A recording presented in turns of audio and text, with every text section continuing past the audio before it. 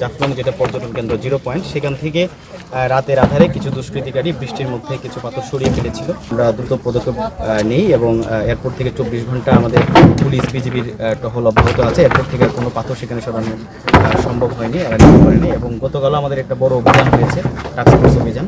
তো তার অংশ হিসেবেই মূলত জেলা প্রশাসন এবং উপজেলা প্রশাসনের যে উদ্যোগে আজকে যে পাথরগুলো এখান থেকে সরানো হয়েছিল আমরা খুঁজে খুঁজে বের করে এখন পর্যন্ত প্রায় 2000 ঘনফুট পাথর আমরা আমাদের যে 0 পয়েন্ট সেখানে নিয়ে আমরা নিতে পেরেছি এবং আমাদের এই অভিযান অব্যাহত আছে। আমরা আরও যেখানে যত পাথর পাওয়া যায় যেগুলো হয়েছে আমরা আবার সস্তানে ফিরে দেবো।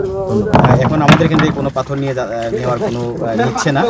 যে পাথরগুলো ইতিমধ্যে সরানো হয়েছে আমরা খুঁজে খুঁজে বের করে সেগুলো আমরা সস্তানে আবার প্রতিস্থাপিত করছি। স্যান্ডেলিনা সো রূপচর্চায় আভিজাত্য 0 পয়েন্টে নিয়ে যাচ্ছি।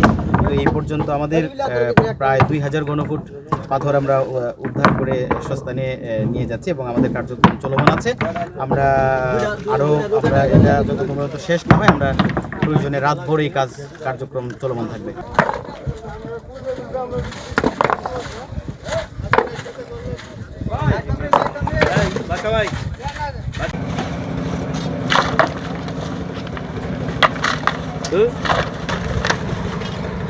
भी जाएगा